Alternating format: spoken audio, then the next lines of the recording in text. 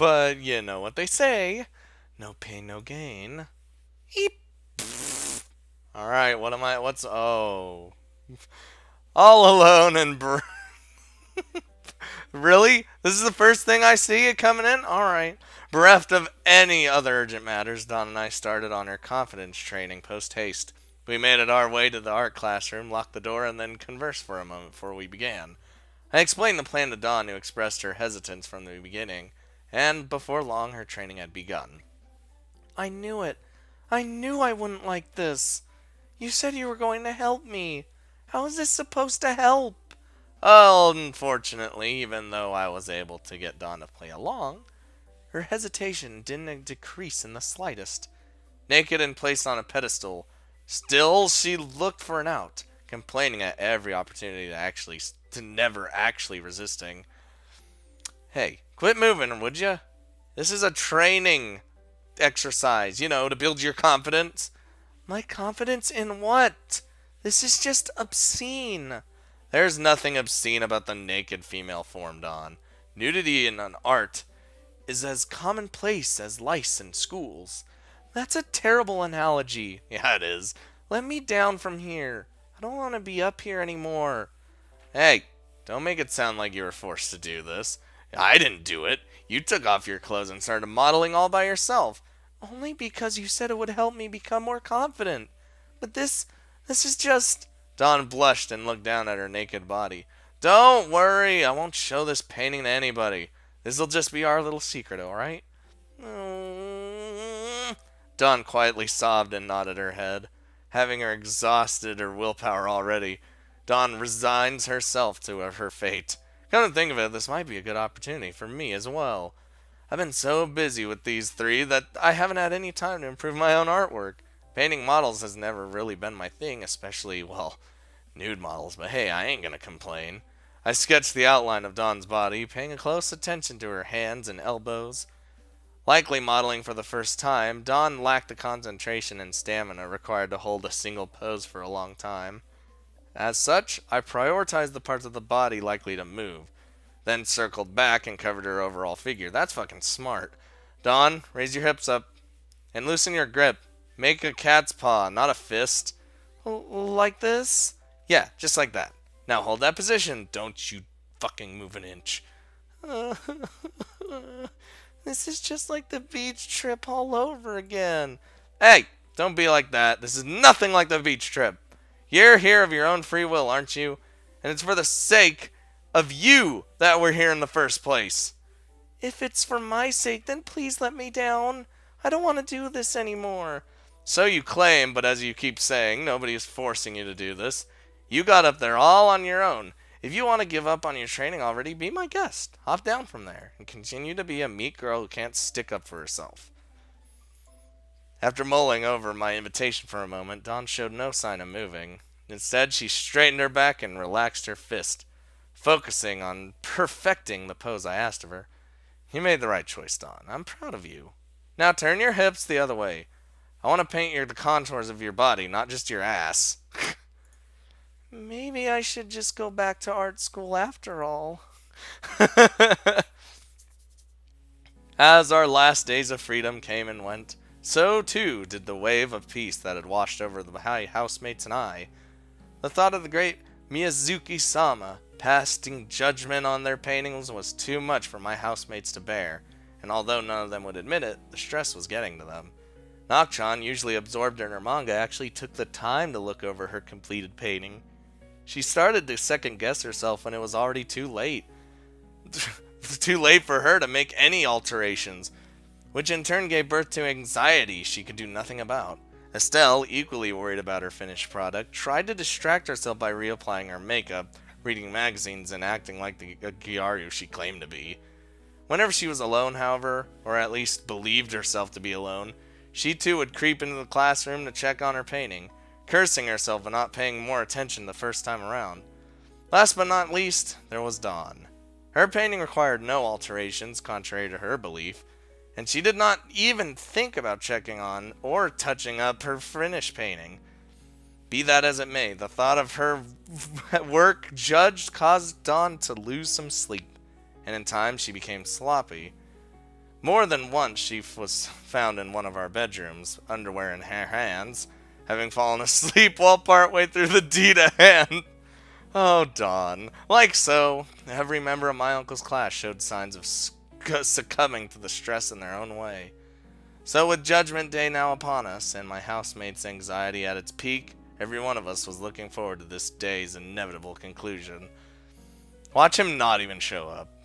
After taking yet another look at the girls' paintings for them, I returned to the cabin once more. We had all been awake since early in the morning, so this is not the first time I checked, nor would it be the last. No matter what assurances I made, they were simply too nervous to listen. So, how did it look? It's awful, isn't it? I must have missed something. Miyazuki-sama is going to fail me for sure.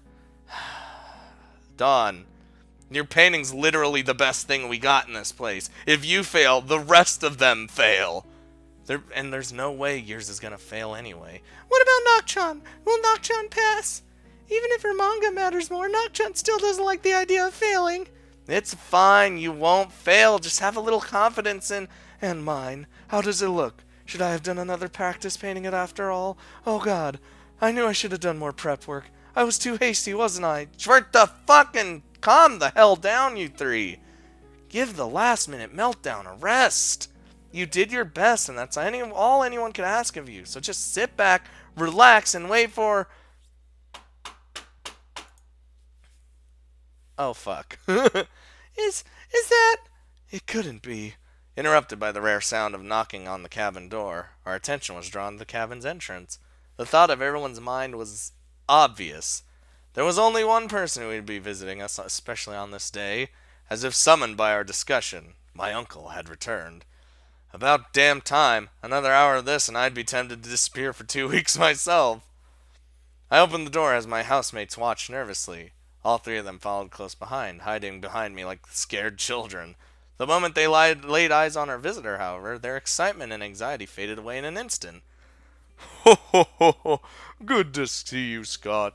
And the three of you too, of course. How are you doing, my little artists? Have you learned a lot? Did you have fun?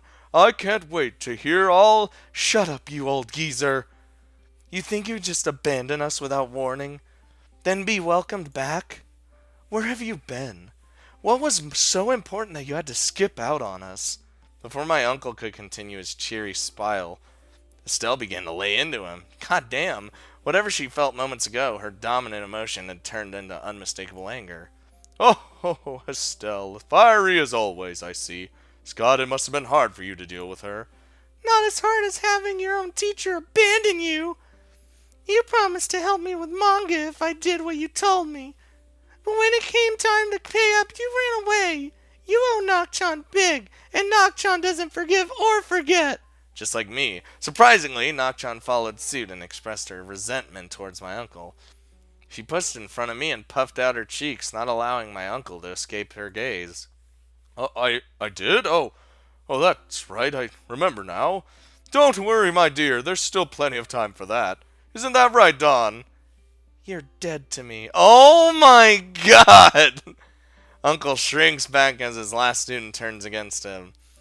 In the time it took for me to slowly open the door and reveal my uncle, all three girls had realized how they truly felt about the reunion.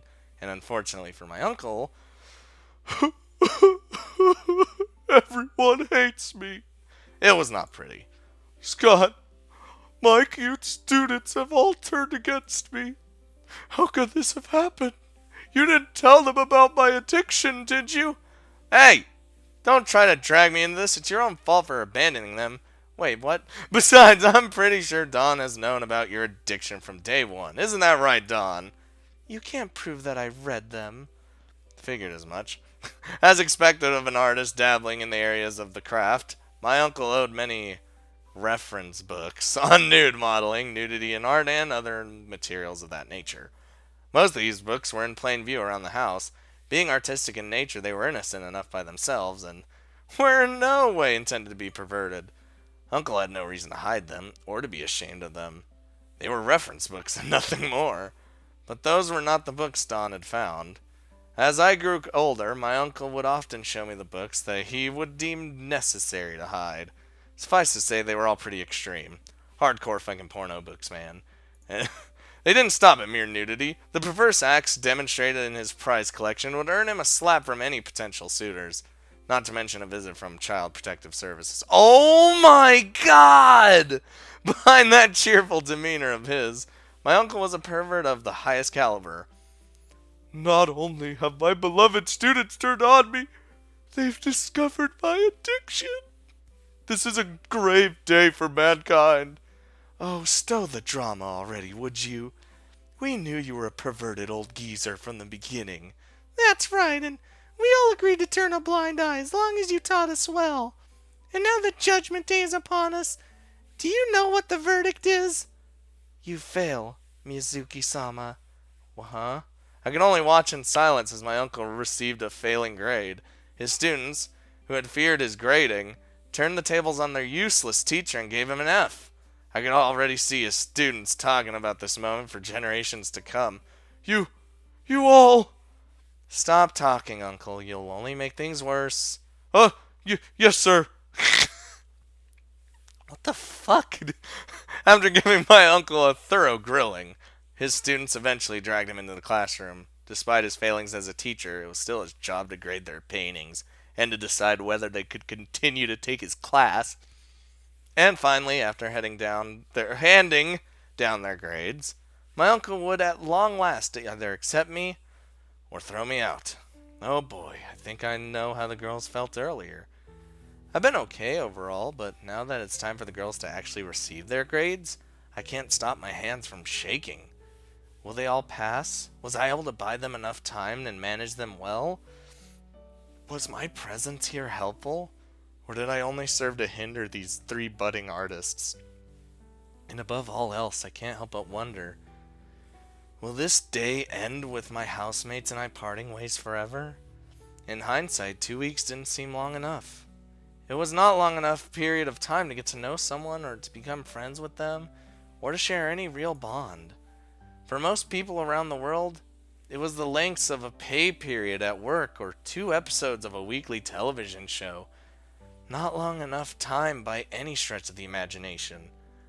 But when I first came to this cabin and heard that I would be taking care of these 3 girls in my uncle's place, I thought those 2 weeks would never end. Okay then, let's start with Estelle. Uncle removed the sheet from Estelle's painting in one swift motion, unveiling the first of 3 pieces on display in our own private gallery. Uncle placed his hand on his chin and drew his face closer to the painting. It's not perfect, but you've definitely improved. Have you been sketching your classmates as practice, or just Mars? Whatever you're doing, it's worked. Your earlier portraits always drew the wrong kind of attention to the subject's nose. I'm glad you've taken it upon yourself to reflect on that. Yes, sir. Estelle flashed me a quick smile as she received favorable feedback from my uncle. Good for you, Estelle. The moment you showed a willingness to cast aside your pride in work, I knew you'd do well.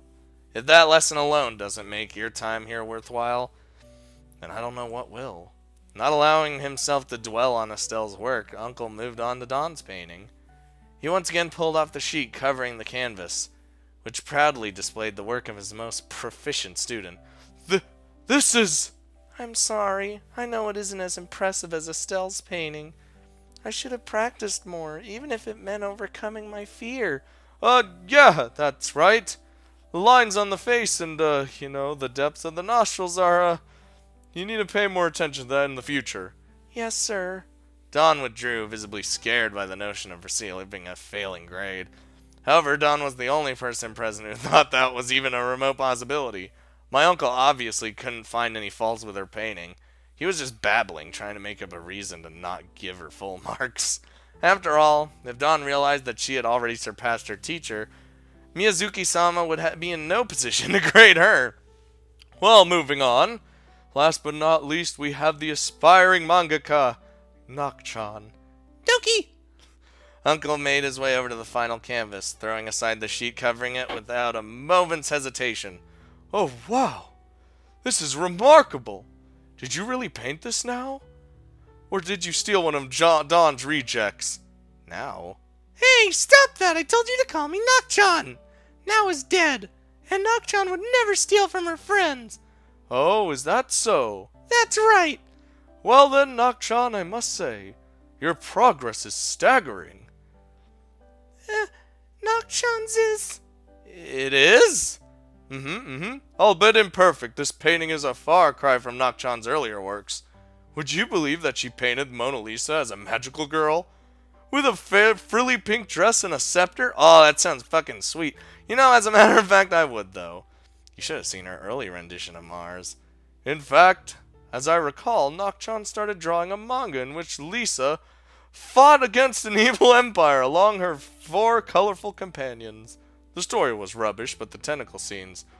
Oh god, the tentacle scenes. Uncle started to drool as he recalled some of Nak-chan's earlier works. Hey, don't talk about Nak-chan's manga with that pervy look on your face. Are you going to grade my work or not? Yeah, that's right. You complimented my painting, but you didn't actually grade it. Oh, you're right, my bad. Let's see now. Uncle looked over the 3 paintings once more. He stopped in front of each one and inspected it closely, gazing in silence as the 3 girls behind him all froze. After a few more rounds, Uncle stopped moving. He stood up straight and nodded to himself, then turned around and smiled. All 3 of you pass! I passed? We all passed! Although it took a moment for the news to register, my uncle's students all broke into smiles as they heard the verdict. They had all been under a lot of stress the past few days, and without my uncle here to guide them, their passing was by no means a certainty. So for those 3 girls, aspiring artists yet to enter the world of professional art, this could be very well be called the defining moment of their individual careers. I can't believe it. I actually passed. Thank you so much, Scott. Me? Of course. Without you around, we would have never made it this far. And I probably would have made more progress on my manga, but even so, thank you, Scott. I'm honored you feel that way, but I didn't really do anything. All I did was push you 3 along. It's your own talent that brought you this far. That's not true. Even if it was a simple matter for you, your actions meant a lot to us. Thank you, Scott. Before I knew it, I had started to blush. From the beginning, I had only set out to help these 3 so I could take my uncle's class and have my work featured. My motives were selfish, and I made them clear from the start. At no point had I ever thought of myself as being altruistic or even terribly helpful. But in the eyes of my housemates, that was apparently not the case. You all really feel that way? We sure do. I couldn't have asked for a better tutor. We all look forward to studying beside you. That's right. In the heat of the moment, I almost forgot. Since these 3 passed, all 4 of us will be studying under my uncle. Oh, good for you, Scott. It looks like you've got much more experience out of this than anyone. I did. I was skeptical at first, but these past 2 weeks have been a real eye-opener for me. I couldn't be happier with how things went. That's great, just great. I'm so proud of you, Scott, and I look forward to teaching you. Now, show me your painting of Mars. Oh, no. My what now? Your Mars. Your painting of Mars. You know, Ares, God of War, the guy your housemates painted, you know. No. I know who Mars is, but what painting? All you told me was to whip these 3 into shape. You never said actually paint him myself. I see. So you didn't do your assignment, Well, I guess it can't be helped. Uncle moved away from the canvases and opened the classroom door. On your way, Scott. Your stay here is over. What? You can't be serious. That's right. We all read that letter, and you never said anything about Scott needing to paint Mars. Uncle sighed and shook his head. Oh, you silly girls. Don't you understand? Scott is a young man. He doesn't belong here with 3 beautiful girls. This is for your own protection. That's why you don't want me here? I can't believe you, Miyazuki-sama. You're the worst. Shameful pervert. Ooh, that's from Dawn. Scott has proven to be twice the teacher you claim to be. If anyone should be leaving, it's you. Damn. What? Me? That's exactly right. Let's kick Miyazaki-sama out of here and have Scott teach us instead. Hey. You girls can't be serious. You've been evicted. You didn't even want to be here anyway, right? Off you go. Moving in unison, my housemates all started to push Uncle out of the door. What petty resistance he offered was not enough. His feet slid across the floor, and before he known it, he'd been thrown out of the classroom. Wait, it was just a joke. I'll teach all four of you, okay? Don't shun me, my harem! Uncle pleaded from the other side of the door. He crumbled in record time, acting in self-interest rather than regret. Regardless of his intention, however, I knew what I needed to do. Scott? I pushed past the three girls and opened the door. Kneeling on the dirt outside was my uncle, who was looking up at me with tear-filled eyes as I offered him my hand. Scott? But while my uncle was touched by the gesture, my soon-to-be classmates didn't feel the same way. Are you sure about this? Yeah, Miyazuki-sama just tried to cast you out without a second thought. He doesn't deserve your pity. I shook my head. No, it's not about pity. I've wanted to study under my uncle all this time. It's the whole reason why I came here. If I throw him out now, not only would I lose that chance, I might be throwing away the best opportunity I've ever had to enter the world of art on my own terms. Besides, I turned around and smiled at the girls one by one. Right now, I want nothing more than to study beside my good friends. Oh, no, the fade to black. Oh, I loved it. Whoa! Oh, okay, that was weird. Alright, in the months following my uncle's return, every aspect of my daily life began to change. Together with Nakchan, Estelle, and Don, I began to take my uncle's classes, finally fulfilling my goal of being taught by the best. Almost said self-taught. That's not the case. Our days of messing around and procrastination had come to an end, ushering in an era of study and excessive practice. We ate real food, slept on a strict schedule, completed any task given to us, and undoubtedly transformed our daily lives into what they should have been from the beginning. As my uncle's class ended, however, my life took an unexpected turn. Every bit as sudden as his original departure, my uncle took off, claiming that he had nothing left to teach us. It was an obvious lie, one which I would have called him out on if he had explained his absence through a note. So abandoned once again, Don, Nakchan, Estelle, and I think over our time in my uncle's cabin and decide how we want to advance from this point on. But our focus was not the length of our stay in the cabin. We also needed to think about our mutual company. Who would stay? Who would go? For those who did leave, would we ever see each other again? It was a difficult choice to make. After spending so much time together, none of us wanted to part ways so suddenly. Even so, we knew it wouldn't last. Our lives wouldn't remain frozen in time or place forever. Oh God. After so much deliberation, the conclusion I reached was that I wanted to stay with... You guys already know. You guys already know who I'm picking. Who's the girl that I've enjoyed the most this entire playthrough? A girl who's very shy, but, a great artist. We already know. It has to be Dawn. The first to leave the cabin was Estelle. Without my uncle around to teach her, Estelle decided to continue her studies elsewhere. According to Estelle, she had too much left to learn, and she couldn't afford to spend her days bumming around a beach house. She bid us a heartfelt goodbye, packed her belongings, and vanished without a trace.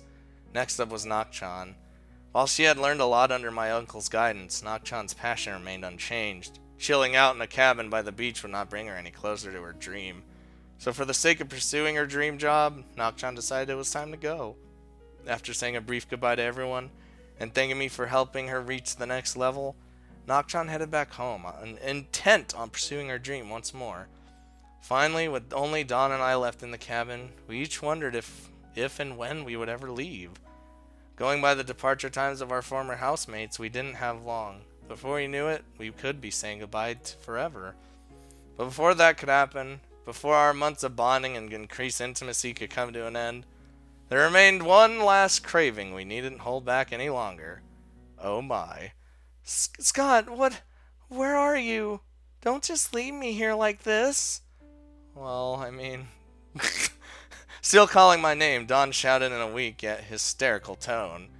She had gone through a wide array of emotions since I suggested that we take our relationship to the next level.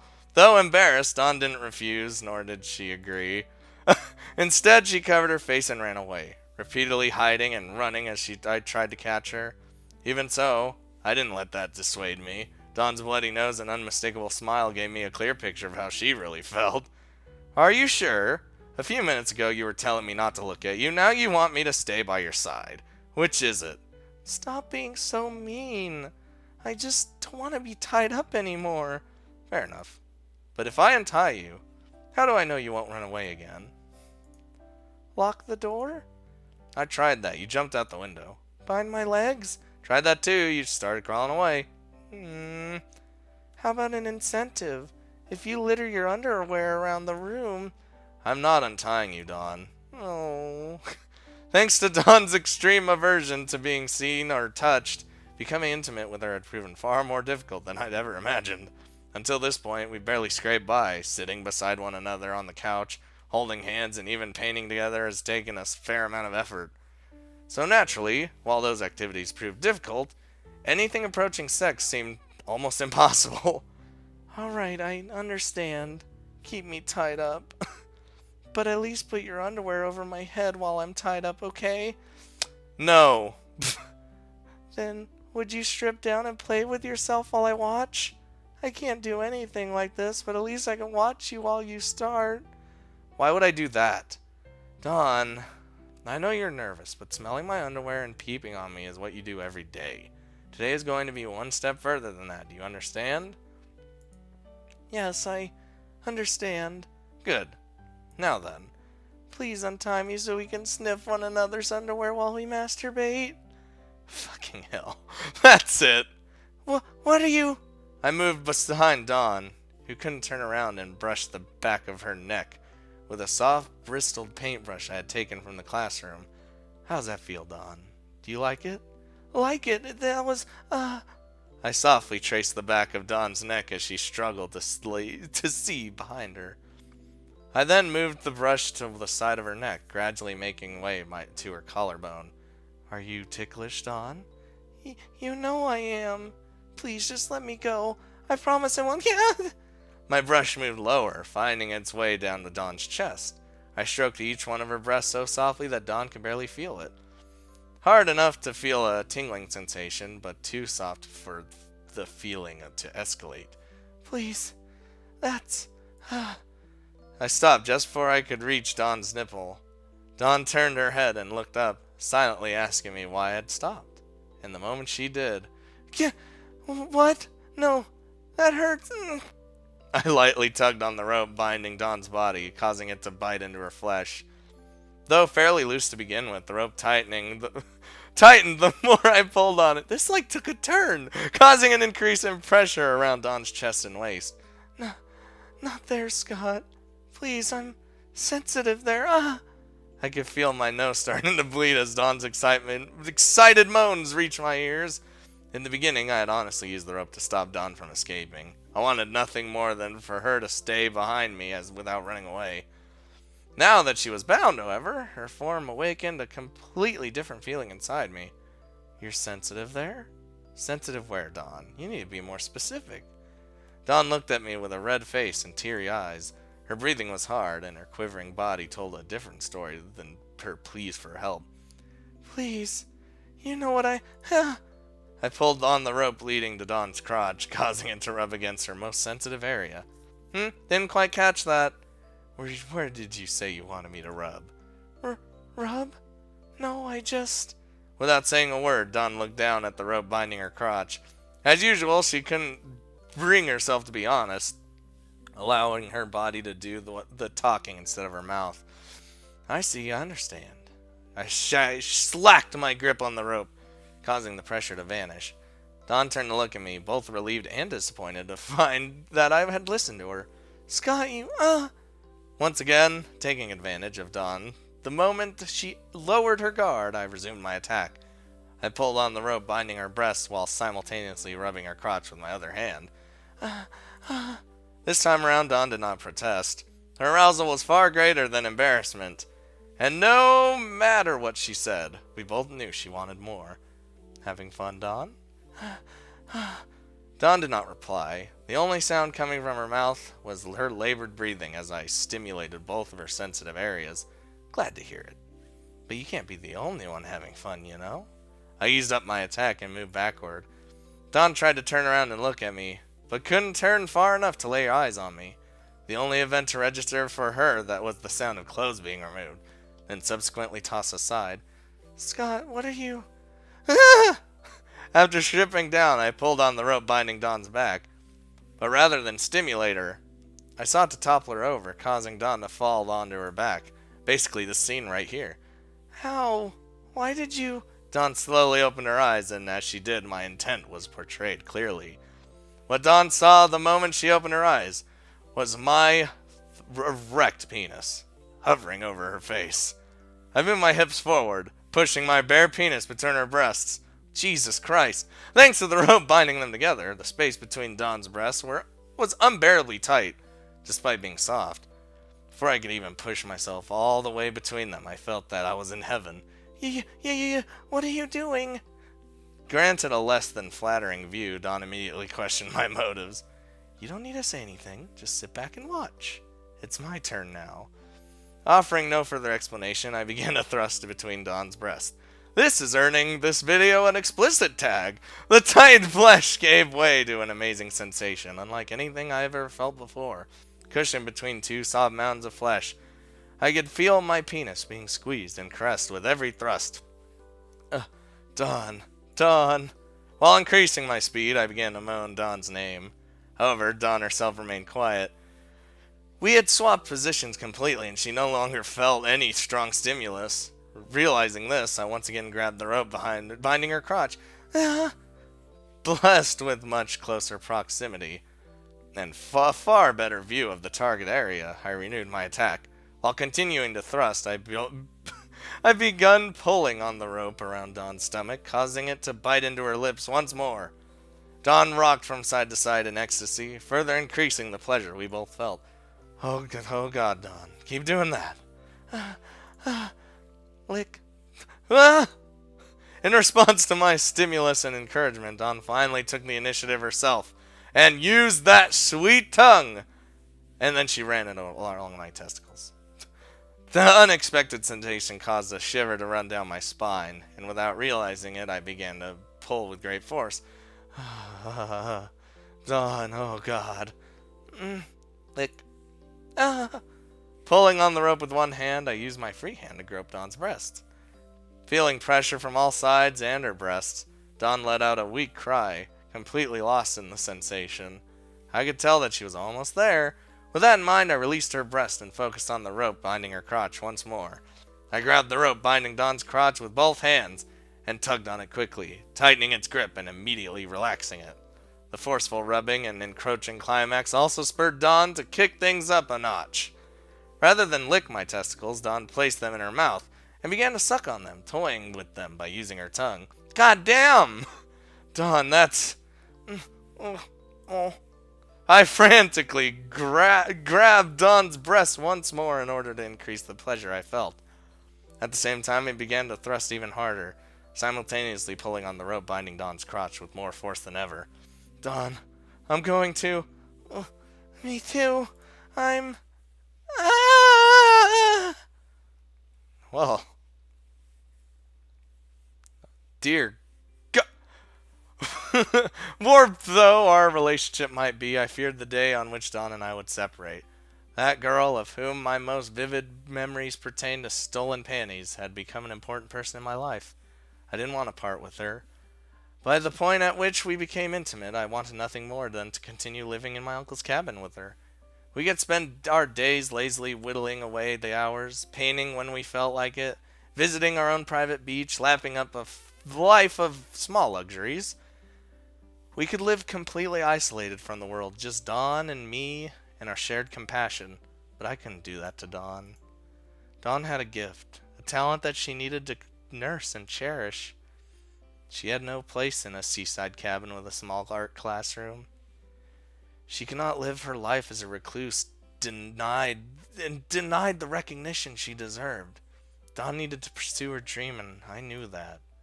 So when Dawn told me she was leaving, I didn't stand in her way. I did not try to change her mind, or beg her to stay, or act in any selfish way. I simply bid her goodbye as I prepared to end the unforgettable days we spent together. As luck would have it, however, fate had other plans. Oh gosh, they're gonna call me out in any minute. What do I do? My hair's a mess and my outfit doesn't suit me at all. What if they hate me?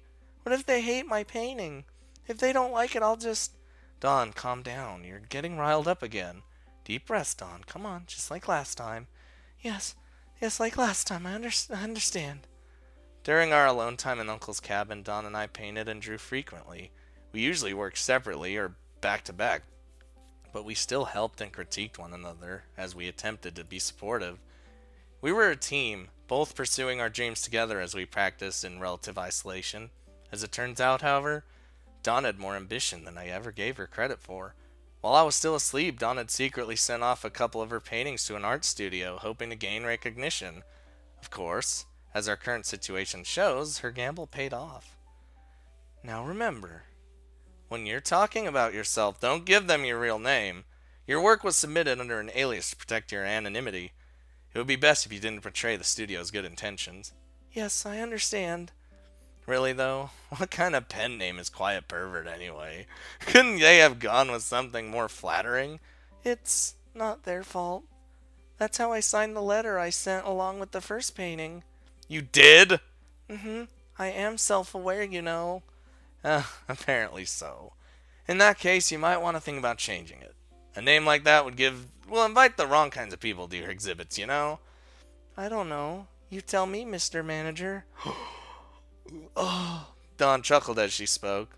While she was predominantly speaking in jest, there was some truth to what she was saying. On that day when Dawn declared that she was leaving, at no point did I say she was leaving me, or that we were breaking up. Quite the opposite. Rather than break it to me that we were through, Dawn followed up her declaration with an offer of a lifetime. Dawn asked me straight to my face if I would become her manager, and of course my answer was yes. I guess we have to leave it alone for now. Besides, a new artist needs all the publicity they can get. Having an intriguing name might actually help you. I think so too. As much as I'd like my art to speak for itself, I do understand that I can't just sit back and go with the flow. Every decision I make, from my alias to my public appearances, every single thing I do will come back to me in the end. That's why I want to do as much as I can while I still have the opportunity. And if I run this alias into the ground, I'll come up with something new and find another studio and have another after that.